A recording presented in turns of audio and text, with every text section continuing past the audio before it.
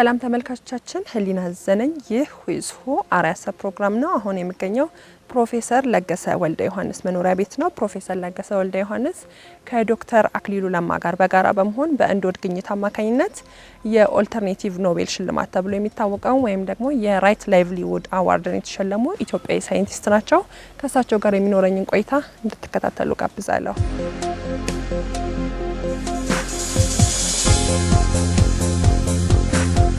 ፕሮፌሰር ለገሰ ወልደ ዮሐንስ የተወለዱት ሰሜን ሸዋ ቡልጋ አውራጃ ወይናምባ በተባለች መንደር ነው። ፊደል ቆጥረው ድቁናም ወስደው እዛው አገልግሎትም ሰጥተዋል። ኋላም ወደ አዲስ አበባ በመምጣት ዘመናዊ ትምህርት ለመከታተል ሱዳን ኢንቴሪየር ሚሽን ነበር የገቡት። በመቀጠልም አምቦርሻ ኮሌጅ ገብተው ዲፕሎማ ያገኙ ሲሆን የመጀመሪያ ዲግሪያቸውን አሁንም በእርሻ ሁለተኛ ዲግሪያቸውን ደግሞ በትሮፒካል ሶይልስ ከጀርመን ሀገር አግኝተው በመምህርነት አዲስ አበባ ዩኒቨርሲቲ ነበር የተቀጠሩት። ለ7 ዓመታትም ቦታኒና ሶይል ሳይንስ አስተምረዋል። ፕሮፌሰር ለገሰ ወልደ ዮሐንስ የዶክትሬት ዲግሪያቸውን በሆርቲካልቸር ከጀርመኑ ሃኖቨር ዩኒቨርሲቲ ያገኙ ሲሆን በምርምራቸው ጋይ የሚባለውን የመሬት ማቃጠል ስርዓት ኢትዮጵያ ውስጥ እንዲቆም ያደረጉም ናቸው። ኢትዮጵያ ውስጥ በእርሻ ዘዴ ውስጥ ኋላ ቀር በሆነ ነው ሰው የሚገለገለው። ማዳበሪያ አይጠቀምም ለማለት አይደለም። ኋላ ቀር በሆነ ማኔጅመንት ሶይሉን አፈሩን በተለያየ እውቀት ባለመኖሩ በተለያየ ግልጋሎት ላይ ያውሉታል። አንደኛው መሬት ማቃጠል የሚባል ነገር እንጃ ታውቂ እንደሆነ እንጂ መሬት ማቃጠል ይሄ እንትን ዛፉን አድርቆ ማቃጠል ሳሩን ማቃጠል አይደለም። 10 ዓመት አድሮ መሬቱ ይታረስና ተሰብስቦ ኩበት ማቃጣጣያ ከስር ተደርጎ ላይ ተሸፍኖ ለ6 ወር ያህል ይጨሳል። ጋይ ይባላል። ጋይ ይሄ በሰሜን ሸዋ ሰላሌ በሙሉ የሚሄድ ነው። ወደ 17 ጋሻ መሬት ነው። ብዙ ነው እና ይሄንን አለርት ያደረገኝ ወይም ደግሞ ሁናቸውን በጣም እንደሚያሰጋ የነገረኝ አስተማሪ ነው እና እሱን እንድሰበስብ እዚያ ፎረስት ሪሰርች ውስጥ ሆኜ ጥናቱን እንዳደርግ ገበሬዎችን ሁሉ እንዳስተምር ያ የኔም አማካሪ የነበረው አብሮኝ እየሄደ መንገድ እንደው የሆቴል ፋሲሊቲ በሌለበት በትንሽ ድንኳን እያደር ነው የምንሰራ የነበረው እና እሱ ሆኖ በኋላ ወደ መጨረሻው ስኮላርሺፕ ተገኝቷልና ሳምፕል እንሰብስብ ተባልኩ። ወደ 2000 የሚሆን ሳምፕሎች ሶይል ሳምፕል ነው በትልልቅ ሳጥን ሆኖ ይዤ ሄጄ ለ3 ዓመት በ1971 ዓመተ ምህረት እስከ 74 ያቆየሁ። እሱን በጣም በጥሩ ነገር አጠናቀቅኩ፣ ደመደምኩ። ደብዳቤዎች ፐብሊኬሽኑ 3 ፐብሊኬሽን ለዓለም አቀፍ ፍጆታ የሚሆኑ ታተሙ። እኔ ብቻዬን ሳልሆን አስተማሪም ያሉበት ስም ያንን የፒኤችዲ መጽሐፍም መንደርደሪያ ያን ያሳተምኩና አደረኩና አያይዤ ለትምህርት ሚኒስቴር ይሄ ነገር ጎጂ አሰራር ነው እና ስለዚህ ሳይውል ሳያደር መቆም አለበት የሚል ሪኮሜንዴሽን ነው። ይሄ ነገር ማን ነው ወይንም ሐሳብ ነው የቀረበው እና ስለዚህ ይሄንን በትምህርት ሚኒስቴር ካሪኩለም ውስጥ ገብቶ ማስተማሪያ ይሁን። ያንኑ ኮፒ ይዘን ደግሞ ግብርና ሚኒስቴርም ኤክስቴንሽን ሰራተኞቹን በዚህ እንዲያስጨብጡ ይሄን መመሪያ ይዘው እንዲያደርጉ እኔ እንደ ሁለቱ ከሆነ ትልቅ ወርካታ የነበረው ከዚያ በኋላ ያ ቆመ። እንዲያውም መንግስት አንድን ስህተት የሆነ ማስቆም የቻለው እሱ ብቻ ነው። እንዲህ ትልቅ ሽልማት እንዲያውም ትልቅ ዜና ሊሰራበት ይገባ ነበር። እንደው ይሄን አቁሜ በሱ በመቆሙ ይሄን ያህል ምርት አግኝቻለሁ ብሎ ሊያረግ የሚችል ነበር እና እሱ እንደ ዜጋ በእውነት አይደለም ትልቅ እርካታ እስካሁን ድረስ ስተኛ ሁሉ ማስታወስ ነው። እንዲያው አንድ በዜግነት ያን አስተዋጽኦ አድርጌያለሁ። በጣም ጥሩ። በዋናነት ደግሞ ረጅም ዓመት የሰሩበት እና በብዛት ስሞት እንዲጠቀስ ያደረገው አስተዋጽኦት በእንዶድ ዙሪያ ከዶክተር አክሊሉ ለማ ጋር በግኝቱ አብረው ተሳትፈው ሽልማቱንም እኩል የወሰዳችሁትና እስቲ የእርሱ አስተዋጽኦ ምን ይመስል ነበረ? እንግዲህ ይሄ የእንዶድ ታሪክ ለእናቶቻችን ቢሰጥ በጣም ትልቅ ሚዛን ይደፋል። እናቶቻችን ናቸው ለሳሙናነት እያጠቡ እንዳይጠፋ እየተንከባከቡ ረጅም ጊዜ አቆይተው መሬት በአየር ለውጥ ሁሉ እንዳይጠፋ እያደረጉ አቆይተው ሲጠቀሙበት የቆዩት እነሱ ናቸው። አሁን ፕሮፌሰር አክሊሉ ለማ ጆን ሆፕኪንስ ተምሮ ወደ ኢትዮጵያ መጥቶ ጤና ጥበቃ ሚኒስቴር ውስጥ ጥናት ያደርጋል። ጥናት የሚያደርገው ስለ ብልሃርዚያ ነው። ብልሃርዚያ እንደ መንደርደሪያ ብልሃርዚያ በኢትዮጵያ ውስጥ በእኛ ጥናት በምናደርግበት ጊዜ 18 ሚሊዮን የሚሆን ኢትዮጵያዊ ይጠቃል። 18 ሚሊዮን። በዓለም ውስጥ ደግሞ 200 ሚሊዮን ነው። አሁን ብልሃርዚያ የሚተላለፈው በቀንድ አውጣ አማካይነት ነው። ቀንድ አውጣዋ ደግሞ የሚኖሩት ውሃ ውስጥ ነው። በሚሄድ ውሃ ውስጥ፣ በኩሬ ውስጥ፣ በመስኖ ውሃ ውስጥ፣ በምንጭ ውሃ ውስጥ ሁሉም አሉ እና ሁሉም እዚያ ውሃ ውስጥ ኮንታክት የሚያደርግ ሰው ይይዘዋል። የሚይዘው ደግሞ ምንድነው? እግሩ ሲያቋርጥ ወይንም ሊታጠብ ገብቶ ወይንም ልብስ ሊያጥብ ገብታ በሱ ነው የሚያዙት። ኢትዮጵያ ውስጥ ይሄ ብልሃርዚያ የሚኖረው የት ነው ብትኝ ወይና ደጋ እና ቆላማ ደጋማ ውስጥ ነፃ ነው እና ይሄ ዩሪነሪ ብልሃርዚያ ኢንተስቲናል ብልሃርዚያ የሚባል ሁለት አይነት በሰው የሚያጠቃል። በሶስተኛው ደግሞ ፋሲዮላያሲስ የሚል በእንስሳ ላይ ነው ያለው። እሱም ከብቶች ሁሉ ይጠቃሉ። ይሄን መጠን በመገመት ችግሩ እየሰፋ መሄዱንም ደግሞ በማሰብ በዚህ ነው አክሊሉ ለማ ያናጠናና መጣ። ከዚያ ስለ ብልሃርዚያ ኢትዮጵያ ውስጥ ችግሩን ከኛ መረጃ አለው። ማን ነው? ፍስሐ ኃይለ መስቀል፣ ሽብሩ፣ ይሄን የሚሰሩ ኃይሉ ብሬ አሁን በህይወት የለም። በጣም አጥንተው ብዙ ፔፐሮችን ፓብሊሽ አድርገዋል ስለ ብልሃርዚያ ስርጭት። እኔ እነሱን የስርጭት መጠን አንስቼ ነው ወደ ቁጥጥሩ ብንገባስ የሚለው። አክሊሉ ለማ ከዚያ እንደመጣ ከጤና ጥበቃ ተቀጥሮ አዲስ አበባ ዩኒቨርሲቲ በፓርታይም ብቅ ሄድ እያለ ሲመጣ የብልሃርዚያ ኤፒዴሚዮሎጂ ወይም የብልሃርዚያን ስርጭት የሚያስተላልፉትን ማወቅ ያስፈልጋል፣ የት እንደሚገኙ እና ከአዲስ አበባ ተነስቶ ወደ ሰሜን ኢትዮጵያ ይሄድና አድዋ ወንዝ ላይ ገብቶ ከስር ወላይ ሲወጣ ቀንድ አውጣዎቹ የሚያስተላልፉት በሽታ ሁሉ እንዳላቸው እየመዘገበ ይሄዳል። ወደ መንገዱ ጋር ሲደርስ የሞቱ ቀንድ አውጣዎች ያገኛል። ምን ሞቱ? ምን ገደላቸው? ይልና እነሱን ለብቻው ይዞ በህይወት ያሉትንም ከታች ያመጣውንም ይዞ ሲሄድ እንደውም ወደ መንገዱ እየሄደ ሲደርስ ጨርሶ በህይወት ያሉ አንዱ ማጣ ቀንድ አውጣዎች። አንድ ነገር አለ እዚህ ጋር ብሎ ከፍ መንገዱ ላይ ሲደርስ ሰዎች ልብስ ያጥባሉ። ስትራይክ አደረገው። እንግዲህ ኢንቬንሽን ወይንም ዲስከቨሪ የሚባለው ከእንደዚህ ጋር የተያዘ ነው። ድንገት የመጣ አስደነግጠውና ይሄ ነገር የሚገላቸው ሳሙና ያደረጉ ምንድነው? እስቲ አለና አለፋቸውና የሚያጥቡትን ወደ ላይ ወጣ።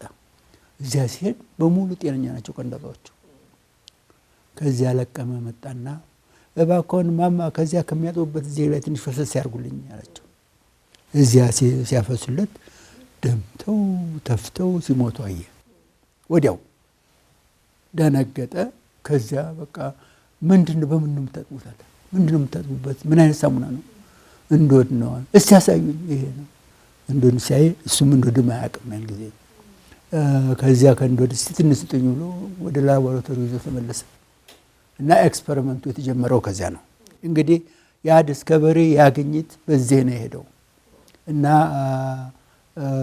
ክሬዲቱ ለእናቶች ይሰጥ ያልኩትም ለዚህ ነው። ተመልካቾቻችን በመከታተል ላይ የምትገኙት ሆይስ ሁ አርአያ ፕሮግራም ከፕሮፌሰር ለገሰ ወልደ ዮሐንስ ጋር እያደረገ ያለውን ቆይታ ነው። ከረፍት በኋላ ተመልሰን እንገናኛለን። ፕሮፌሰር ለገሰ ወልደ ዮሐንስ 700 የሚሆን የእንዶድ አይነት ላይ ምርምር ካደረጉ በኋላ ነው በሽታ የማያጠቃውንና ጥሩ ምርት የሚሰጠውን የእንዶድ አይነት ለይተው በዓለም አቀፍ ደረጃ ጥቅም ላይ እንዲውል ያደረጉት። እርስዎ መቼ ነው የተቀላቀሉት ጥናቱ? እሱን እንደ ላቦራቶሪ ይዞ ሄዶ እዚያ እንትን ጆን ሆፕኪንስን ይዞ ተመለሰ። እዚያ ባለው ቴክኖሎጂ አጠና። እንደ ቀንዳውጣን እንደሚገል ቀንዳውጣ ከዚህ ይዞ አልሄደም። እዚያ ያለውን ቀንዳውጣ እንደሚገል እንትን አለና አረ እንደዚህ አይነት ግኝት ተገኘ። እሱ ወዲያው ፓብሊሽ ሆነቻችሁ ያገኛት እንትን ፓብሊሽ አደረገ። እኛም ኤክሳይትድ ሆን። እንግሊዞች ግን ቀድመው የባለቤትነት መብት የኛ ነው ብለው ነበር። ምንድነው እንግሊዝና ጀርመን ብልሃርዚያ የሚባለውን በሽታ የሚከላከሉበት እንትን ኬሚካል አለ የሚሸጡት ማለት ነው። ለታዳጊ ሀገር በሽታው ላለበት ሀገር ለዓለም ያውን ቅድም የጠራሁት 200 ሚሊዮን የሚያጠቃውን የሚቆጣጠሩት እነሱ ናቸው። እና ምንም አይነት ግኝት ኢንተርቴን ሊያደርጉ አይፈልጉም። የታወቀ ነገር ነው። አሁን እንግሊዞች እኛ መጀመሪያ ስክሪኒንግ ሰርተናል። ቦታኒ የሚሰራ ሰው ሁሉንም ስክሪን ያደርጋል። አንዱ አገኘና ሪፖርት አደረገ። የቀደመ ነው ሪፖርት የሚያደርገው። የቀደመው ያኛው እነሱ ሪፖርት አላደረጉም። ይሄን አድርገን ነበር የሚባለው አይሆንም። እና የሆነ ሆኖ እሱን ባይፓስ አደረግንና አክሊሉ ለማ ፓቴንት እንዲሆን ትግል አደረገ። ፓቴንት የሚባለው ሁልጊዜ ሪኒውድ መሆን አለበት በየአመቱ እና ትርፍ የማያመጣ ነገር ደግሞ ሁልጊዜ ኮስት ማድረግ የለበትም። እኛ ገና እየታገልን ነው፣ ትርፍ ላይ አልደረስንም እና ወደ ፓቴንቱም ትግል አላደረግንም ማለት ነው። በአክሊሉ ለማ በመታመሙም አይደለም እዚያው እንዳለ አክቲቭሊ ራሱ ሪኮግናይዝ አደረገን። እውነት ነው ፓቴንት ማድረግ የለብንም፣ እንዲያውም ኢንተርናሽናል አክሴስ ያገኝ። ኢንተርናሽናል ተቀባይነት የሚያገኘው ክፍት ሲሆን ነው። እና የሆነ ሆኖ ከ700 ውስጥ 3 ዝርያዎች መረጥን። አሁን የአፍሪካን ሳልጨምር ነው 700 ያልኩት። አፍሪካ ውስጥ ከዩጋንዳ፣ ከኬንያ፣ ከዚምባብዌ፣ ከስዋዚላንድ ያመጣናቸው እኔ የራሴ ኮሌክት ያደረኳቸው ነበሩ። እነሱ ሁሉ ወደቁ፣ አይችሉም፣ እንዲያውም ፖተንትም አይደሉም። የእኛ ሀገር ከ700 ውስጥ ኢኮታይፕስ 3 እና ኢኮታይፕስ 17 ኢኮታይፕስ 44 የሚባሉ እነዚህ 44 ሌሎቹን 3 እና 17 አሸንፎ 44 ብቻውን ወጣ። በኋላ አሁን 44 የሚባለው ዝርያ በሽታ ያጠቃውም፣ ብዙ ምርት ይሰጣል፣ ለረጅም እስከ 20 ዓመት ድረስ አንድ እርሻ ውስጥ ይቆያል። 20 ዓመት ነው ጥናቱ የሄደው፣ ቀላል ነገር አይደለም። 20 ዓመት እና 20 ዓመት ክትትል ነበር ማለት ነው። አሁን እድሜው እስከ 30 ዓመት የደረሰ እንደወዳለን እድሜው፣ ግን ምርቱም ጥሩ አይደለም። አሁን እንዳው ስንት ሳይሞት ምን ያህል ጊዜ ይቆያል ማለት ዝም ብለው አቆይተውት ነው። እና የሆነ ሆኖ አሁን ይሄ የተመረጠው 44 ታይፕ ወይንም 44 እንዶድ አይነት በዓለም አቀፍ ደረጃ ተቀባይነት አግኝቶ ብዙ አጎራባች ሀገሮች ማለት አፍሪካ ውስጥ ይጠቀሙበታል። ቅድም ዓለም አቀፋዊ ብንሆን ይሻላል እንደውም አይዞሌት አድርጎ ፓቴንት ከማድረግ ዓለም አቀፍ ፍላጎትን የሚሸፍን ቢሆን የጋራ መልካም ጉርብትና ማግኘትም ነው የሚለውን በጣም አመንና አክሊሉም እኔም ከዚያ በኋላ ወርክሾፖችን ማካሄድ ጀመርን። ፈንድ የማግኘት ግን ችግር ነበር አይደለ? እሱ ምን እኛው በሚል ነው እኛ መሄድ ነው።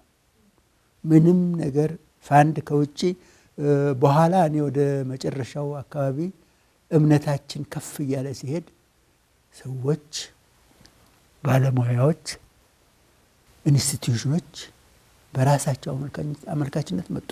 ከብላርዚያ ውጪ እንዶድ ለምን አገልግሎት ይውላል? እስቲ መሰረታዊ አገልግሎቱ እናቶቻችን ያቆዩት ባህል ነው።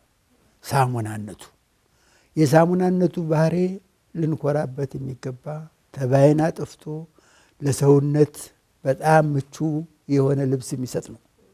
ለሰውነት ምቹ የሆነ እንደማይቀነቅን አይነት ነገር በጣም ደስ የሚል ነገር።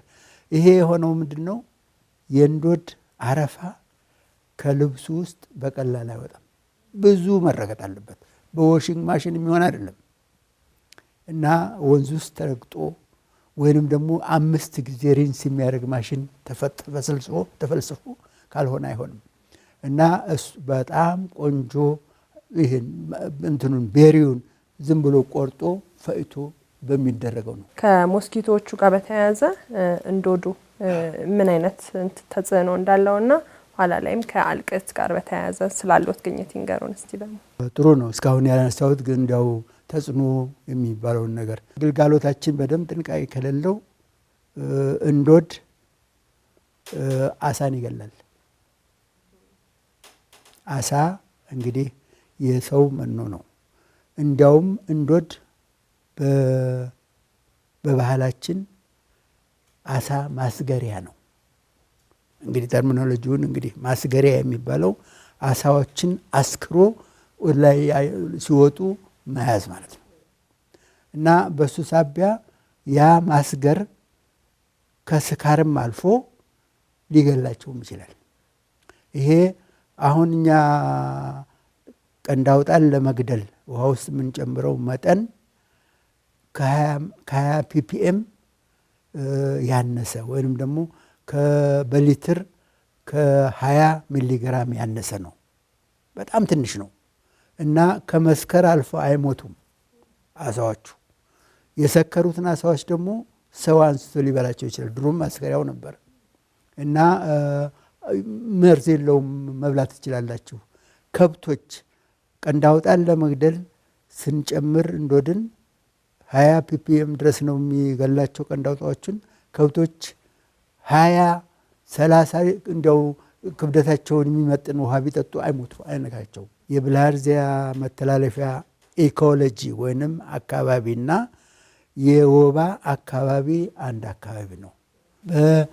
በ1975 ዓመተ ምህረት የወንጂ ሸዋ ሹገር ስቴት ወይም ሹገር እርሻ በብላርዚያ ተጠቃ። በጣም ብዙ ሰው እንደሚሆነ እዚያ ስቴጂ የሰራተኞቹ ልጆች ሆዳቸው አብጧል።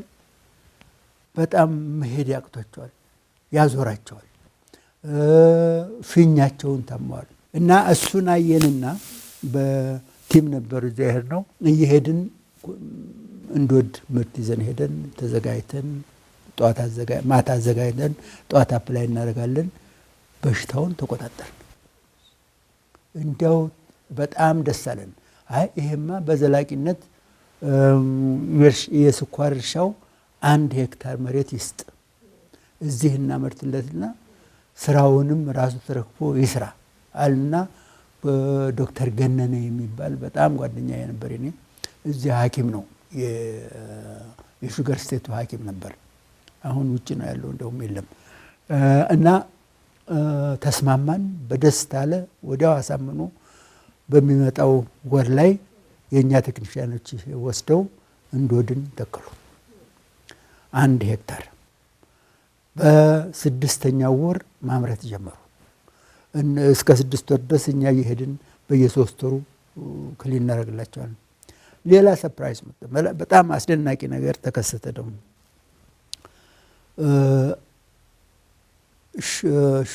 የሸዋ ስኳር ፋብሪካ ወይንም ይሄ ሸዋ ወንጂ ስኳር ፋብሪካ ወባም ያጠቃዋል። በጣም በጣም ይጠቃል። በሽተኞቹ እንዲያውም በኪለር ወባ ነው እንጂ ብልሃርዚያ አይገልም፣ በቶሎ አይገልም። እና በዚያን ዘመን በጣም ብዙ ሰው ሞቶ ነበር። በመድኃኒት ጠፍቶ አይደለም፣ እንደው ቶሎ ወደ ሐኪም ቤት ባለመግባትም ነው። እንግዲህ ኋላ ቀር አስተሳሰብም አለ። ወደ ባህላ ሐኪም እንትኖች ባለሙያዎችም ይሄዳሉ። እና ያም ሆነ ይህ ብዙ ህይወት ከወሰደ በኋላ ድንገት ቆመ። አሁን እኛ ኮንትሮል ማድረግ ጀምረናል በሙሉ። ምንድን ነው የሆነው? ብልሃርዚያም ጠፋ፣ ወባም ጠፋ።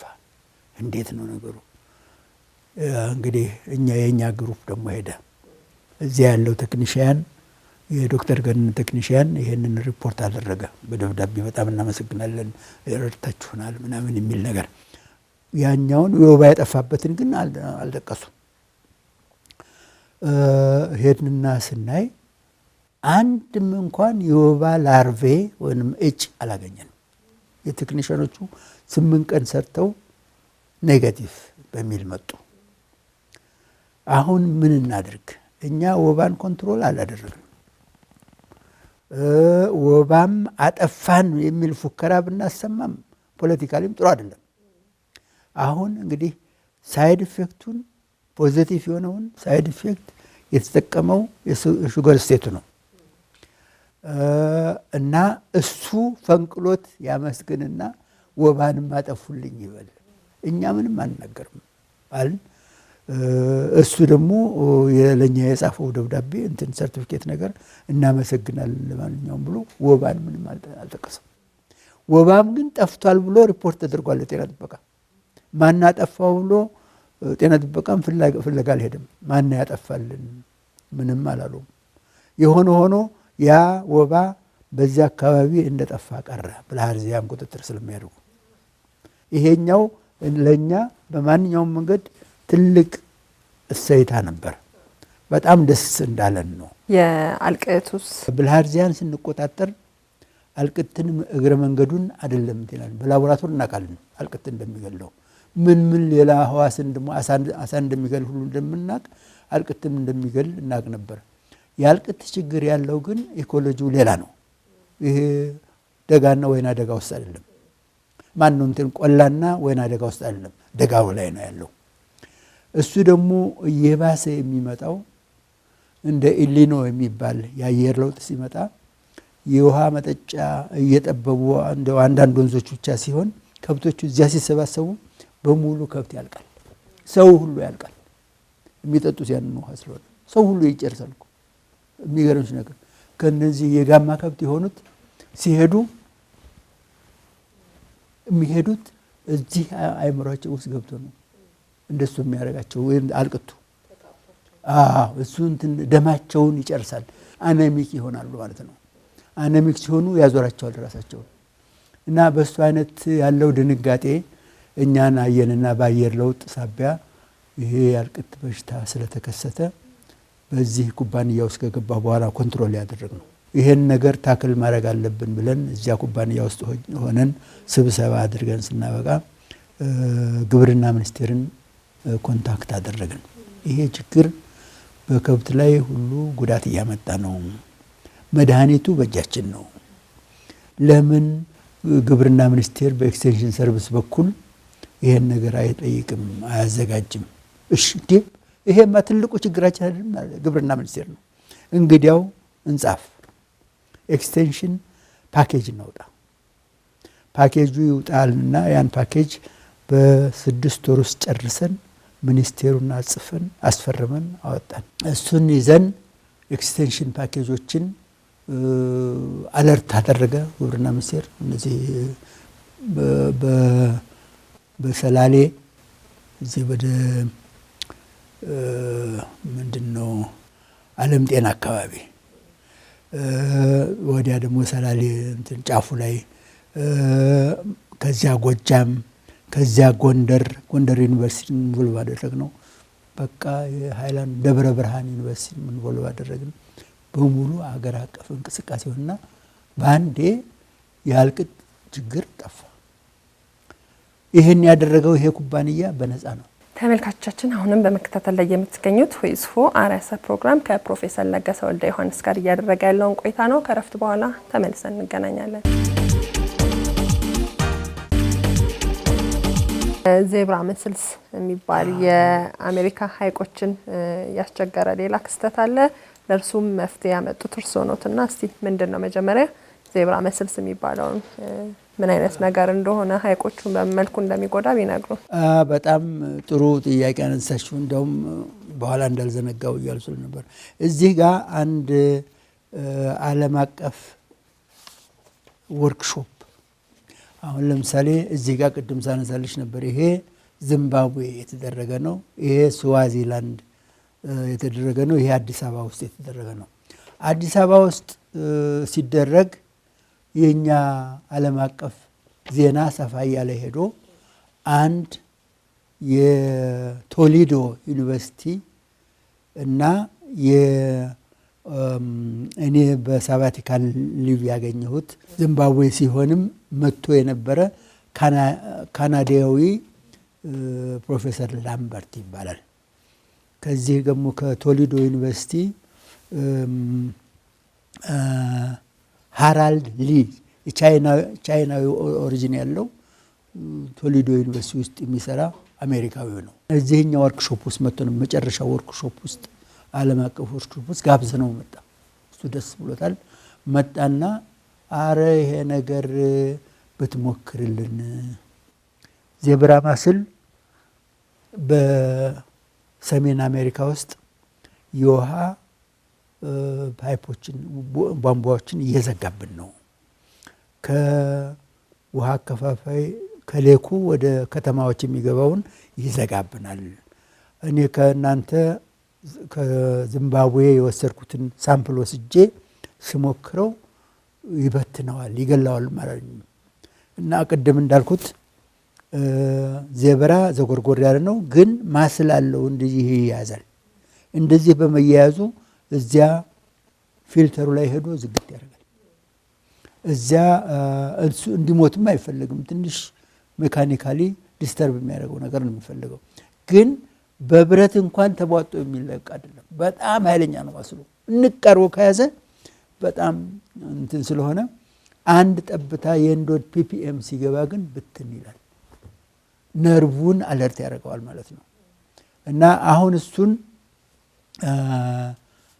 እኔ ፕሮሚስ ገባሁ። እዚያው ወርክሾፕ ላይ ሄድኩና እዚያ ቆይተን ያን ኤክስፐሪመንት አደረግና ሌኩ ላይ ሁሉ ሄደን የተወሰነ ነገር ውሃው ተከፈተ። ምን ተአምር ተፈጠረና ውሃው እንደልብ መጣ።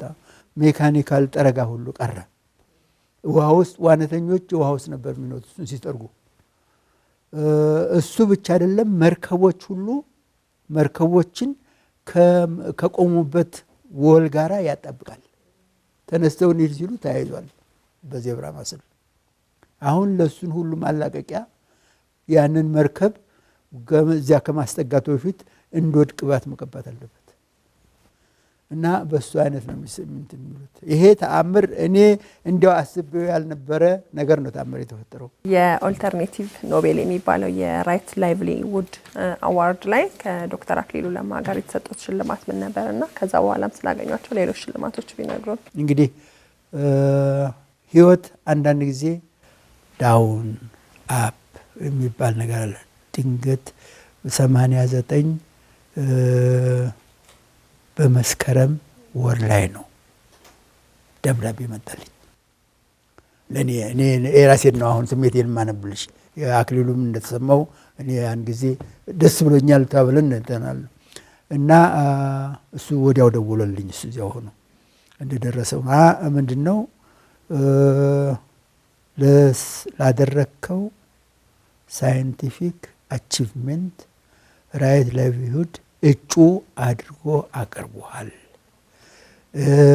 ይሄ ሽልማት የሚካሄደው ለእጩዎቹ የሚሰጠው በጥር 1989 ነው።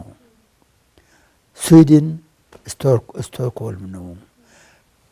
ይልና ማብራሪያ ከዚያ በፊት ቢቢሲ እጩዎቹ ቢቢሲ ሄደው የቢቢሲ ጋዜጣ ኢንስቲትዩሽን ኢንተርቪው ያደርጋቸዋል። ጉዟችሁ ወደ እንግሊዝ ሀገር ሄዶ ከእንግሊዝ ሀገር ወደኛ ጋር የምትመጡት ይሄ ጠቅላላውን 15 ቀን ይወስዳል። ይሄን ሁሉ ወጪ የሚችለው ራይት ላይቭሊሁድ አዋርድ ነው። እንዴ ምንድነው? ህልም ነው የማየው እንደዚህ። ይሄን ነው እኔ እንትን ያልኩት፣ ህልም ነው እንዴት ነው? አሁን ወደ እንግሊዝ ሀገር መጀመሪያ ሄጄ ይሄን ጉዞ የምታደርጉት ከቤተሰቦቻችሁ ጋር ነው።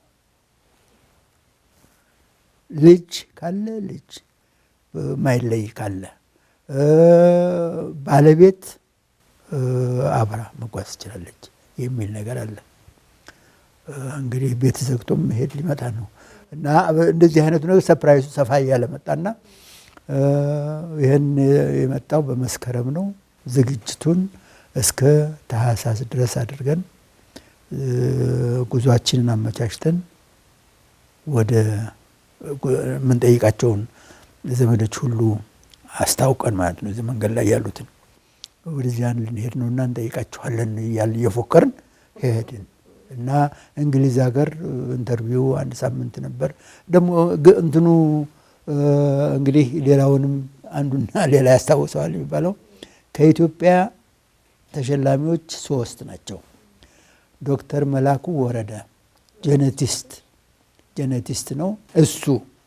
ከአክሊሉ ለማ ከአሜሪካ ነበር ያን ጊዜ። እኔ ከዚህ ከአዲስ አበባ እኔና መላኩ ከአዲስ አበባ ይህን እኩል ነው የደረሰን መረጃው። ከጃፓን ደግሞ ሌሎች 2 ሴቶች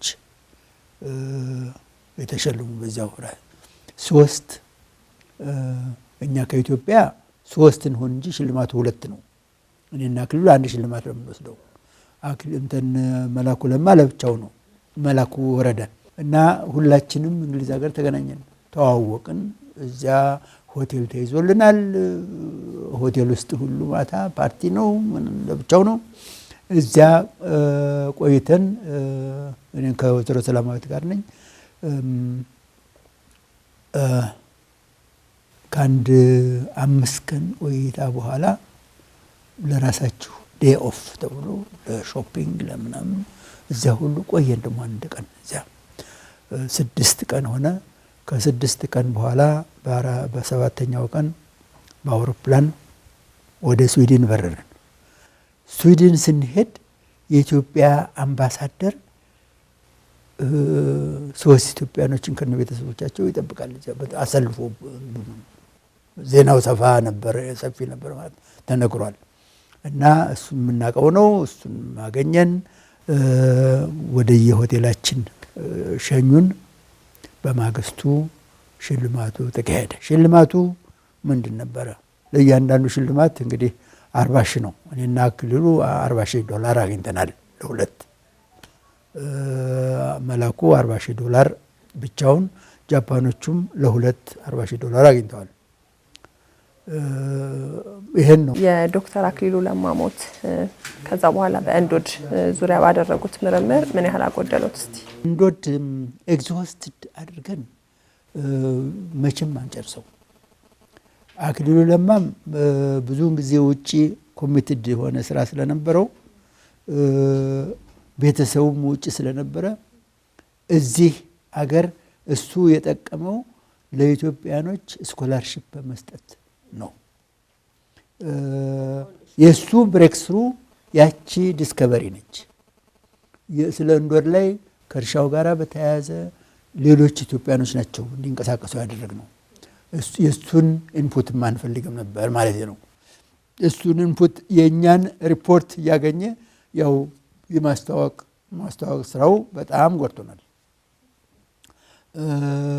አክሊሉ ለማ ምናልባት ያጎደለው በጓደኝነቱ ከኔ ጋር በጣም ትልቅ ግንኙነት ነበረን። ስብሰባዎች ተፈላልገን ነበር ኢንተርናሽናል ስብሰባ ውስጥ የምንገናኘው። እሱ ተጋብዞ እኔን አይተውም፣ እሱን ጋብዘው እኔን ጋብዘው እሱን አይተውም። እንደሱ አይነት ነገር ነበር። በመጨረሻ ስለ ቤተሰብ ስለ ልጆችና ቀረ የሚሉት ያላነሳነው ነገር ካለ የሚጨምሩት ምክር መልእክት? እኔ ሁለት ሚስት ያገባሁት መጀመሪያ ውጭ ሀገር ብዙ ስለቆየው ጀርመናዊ ከሆነች ባለቤቴ ሁለት ልጆች ወልጃለሁ። እሷም መታ እዚህ ኢትዮጵያ ውስጥ ከኔ ጋር 9 ዓመት ኖረው ከነ ልጆቻችን ደርግ ባመጣው ስርዓት እሷ አስተማሪ ነበረች። ለኢትዮጵያኖች የሚገባውን የሥራ ቦታ የውጭ ሀገሮች ሰዎች አይዙም የሚል ነገር የኔ ሚስት የሆነች ኢትዮጵያዊ ዜግነት እንኳን ሳታገኝ ተመልሳ ወጣለች። ይሄ በጣም አንድ ቅሬታ የፈጠረብን ነበር። እኔ እዚያ ፒኤችዲን ልሰራ ሲሄድ ቤተሰብን ይዤ ሄጄ በላንተ አገርህ ትፈልጋለች የኔ አስተማሪ ፕሮፌሰር ቬርማን የሚባል በህይወት የለም አሁን በጣም ሚስ ያረኩት ሰው አንተ አገርህ ኢትዮጵያ ትፈልጋለች ትመለሳለህ ሚስትህ አገሯ ነው ልጆቻችሁም አገራቸው ነው ያሉት አንተ ሄድ የመጣ ጠይቃቸው ተባብለን መጣሁ። እዚህ 10 ዓመት ከቆየው በኋላ ሌላ ሚስት አገባሁ። እኔ መቼም ኑሮ ውጣ ውረድ ነው። ስራም በዚያ በውጣ ውረድ ውስጥ ነው የሚከናወነው። ተስፋ አንድ ሰው ተስፋ መቁረጥ የለበትም። በምንም ነገር ውስብስብም ቢሆን ወድቆ ተነስቶ ያለመውን ጫፍ ማድረስ አለበት። ለዜጎች ምን ነገር ነው ህልም አንድ ሰው ሊኖረው ይገባል። ያንን ህልም ጫፍ የሚደርሰው ደግሞ በምቾት ብቻ አይደለም፣ አልጋ ባልጋ አይደለም። መቼም ቢሆን ውጣ ውረድ አለው። ይሄን መናገር ፈልጋለሁ። ሌላው በዚህ ስራ ውስጥ የተሳተፉትን እንደኔም በእድሜ ገፋ ያሉትን ከኔም ወጣት የሆኑትን በርቱ፣ እናንተም እንደኔም ትንሽ ደከም ያላችሁ ቶሎ አትድከሙ፣ ታገሉ። የምትወረውሩት ኳስ ካለ ቀላቢ በተገኘ ቁጥር ዝም አትበሉ፣ ወርውሩ። ይሄን ነው ብለው ተመልካቾቻችን ስትከታተሉት የቆያችሁት ሁይዝ ሁ አርአያ ፕሮግራም ከፕሮፌሰር ለገሰ ወልደ ዮሐንስ ጋር የነበረውን ቆይታ ነበረ። ፕሮፌሰር ለገሰ ወልደ ዮሐንስ ከዶክተር አክሊሉ ለማ ጋር በጋራ በመሆን በእንዶድ ግኝት አማካኝነት የኦልተርኔቲቭ ኖቤል ተብሎ የሚታወቀው ወይም ደግሞ የራይት ላይቭሊሁድ አዋርድን የተቀበሉ ኢትዮጵያዊ ሳይንቲስት ናቸው። በፕሮግራሙ ላይ አስተያየት ልታደርሱኝ ለምትፈልጉ በኢሜል አድራሻ helina@ebstv.tv ወይም ደግሞ በፌስቡክ ገጽ ሁይዝ ሁ አርአያ ብላችሁ ብትገቡ ልታገኙ ትችላላችሁ። ህሊና አዘዘ ነበርኩኝ ከቀሪ የኢቢኤስ ፕሮግራሞች ጋር መልካም ቆይታ ይሁንላችሁ።